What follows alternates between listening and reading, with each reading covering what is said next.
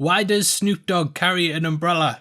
For Drizzle. So Heavy Spoilers is doing a spoiler-free review, yes I know, and whilst I try and avoid these like the plague, which actually might not be a good simile saying as how people aren't avoiding it, I just had to talk about the Umbrella Academy Season 2. I've got a full laundry list of things that I'm not allowed to discuss, but what I can say is that Season 2 is somehow actually better than the first season. Now, though this is a spoiler-free review, in order to talk about things, we have to, well, talk about things, so if you want to go in as blind as possible, then bail out now. None of these things will ruin the show, I don't think, but they will give you an idea of what's going on in it. So yeah, I don't want to see no crying because I told you about things that happened in the first episode. I will of course be doing a full Season 2 breakdown later in the week, so if you don't want to miss that, then make sure you smash the subscribe button. Now, the season picks up immediately after the events of the first entry, with the family travelling back through time to try and stop the apocalypse. Number 5 did warn everyone that going back in time was risky, and it turns out that he was right, as it scatters the group across the early 60s and once more leads to the apocalypse, only this time it's much earlier. So once more, the group have to band together in order to stop it, and also decide whether they want to give up the lives that they built in the past. Now, the season is a loose adaptation of the second graphic novel called Dallas, but even if you've read that, the show still has some surprises in store. Even though I've read most of the original works, there were some things that I'd forgotten about that popped back up, and they were just big reveals that made me want to keep binging this over and over again. The season is 10 episodes long, roughly weighing in at 45 minutes apiece, but even then, the pacing is incredible, and they pack the run with so many interesting reveals that it's difficult not to get swept up in it.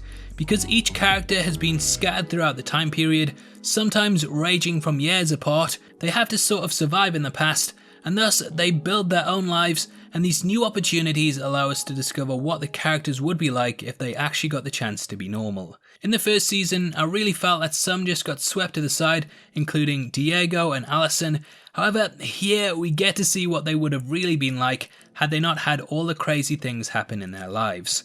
Now, these elements are in the trailer, so I think that I can talk about them, but each character goes on a really interesting arc. Diego goes off the deep end and is put into an asylum due to him trying to stop events in the past, but he gets a fully fleshed out arc here and goes way beyond the sort of Batman parody that he was originally. Allison also settles into her new life, initially being quite subservient before stepping up to the forefront of a civil rights movement. She kind of wrestles with whether to use her powers or not, and arguably has what I'd say is the most human arc in the entire season. Vanya also retreats from things, and with the character that had the most complicated arc in the first season, they kind of build upon what she actually wants in life, rather than how she was sort of railroaded down a certain path, like how she was with Hargreaves. I think Ellen Page probably had a lot of influence on how Vanya's arc is handled, but what they do with her works really well, and it actually makes a lot of sense in context with the first season.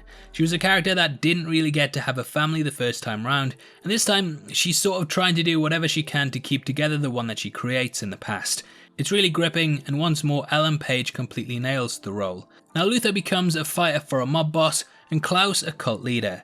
The scenes that he gets are absolutely hilarious, and they also have some amazing music to them too. Klaus and Ben have a sort of double act together, where the former is making these outlandish statements, and the latter is sort of winking at the audience as if to say, look how stupid this all is, which I think works really well.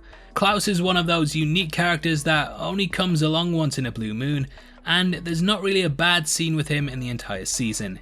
He actually tries to right one of the wrongs from the first season, and seeing the struggle that he goes through being unable to change anything whilst also being worshipped as a god is a really good watch.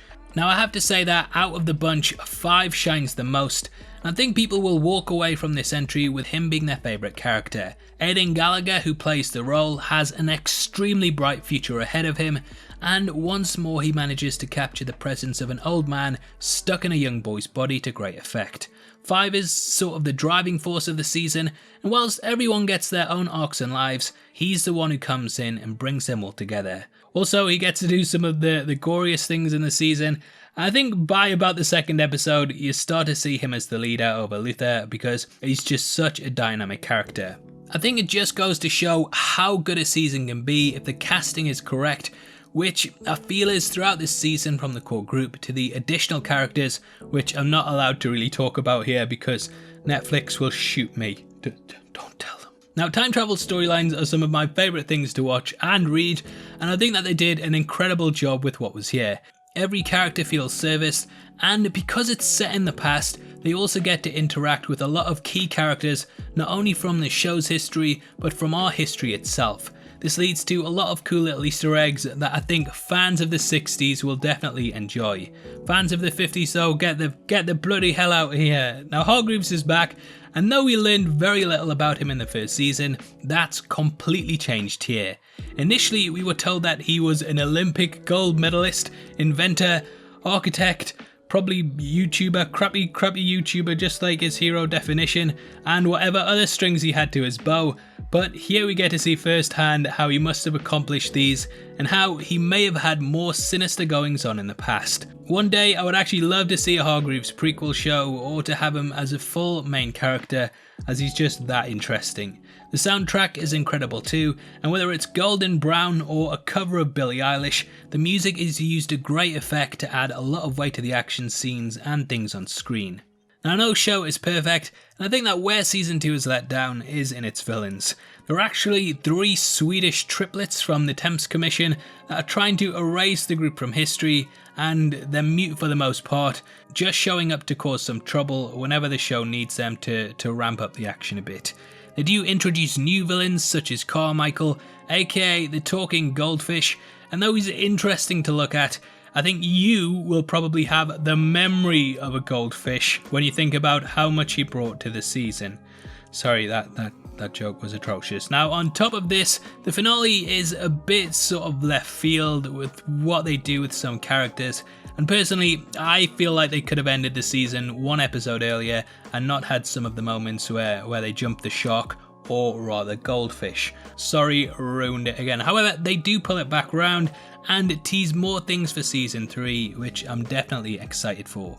I probably made that all sound worse than it really is, as I'm just trying to create a balanced review, and it's the family that takes the main focus, which is definitely how it should be, as they're clearly the most interesting parts. In conclusion, all of them get really well developed arcs and feel fascinating to watch.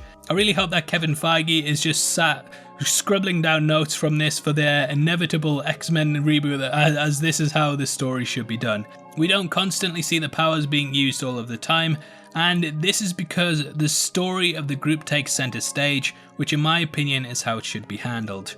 You could quite easily strip the superhero elements out of this and still have a really interesting plot, which is a compliment to how well everything is developed and handled. In summary, as I said earlier, this is better than the first season in every single way. The story is better, the characters are better, the acting works a lot better, buy my butter. Overall, the season was an incredible ride from start to finish.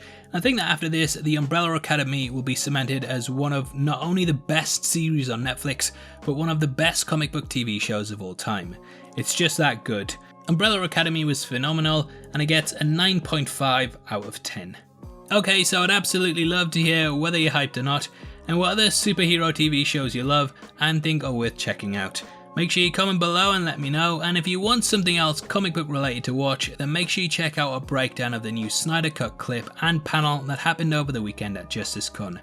We talk about all the ins and outs of things that were revealed, and it's definitely worth watching if you want to know more about the movie. Don't forget that every month on the 15th we give away free Blu-rays, and all you have to do to be in with a chance of winning the MCU Infinity Saga box set is leave a like, subscribe with notifications on, and drop your thoughts on the Umbrella Academy. If you want to support the channel and get to see content early, then please consider clicking the join button below. It massively helps us out, and you get access to content early. You can also come chat to us on our Discord server link below, or at Heavy Spoilers on Twitter. If not, then thank you for making it until the end of the video. You've been the best, I've been Definition, and I'll see you next time. Take care, peace.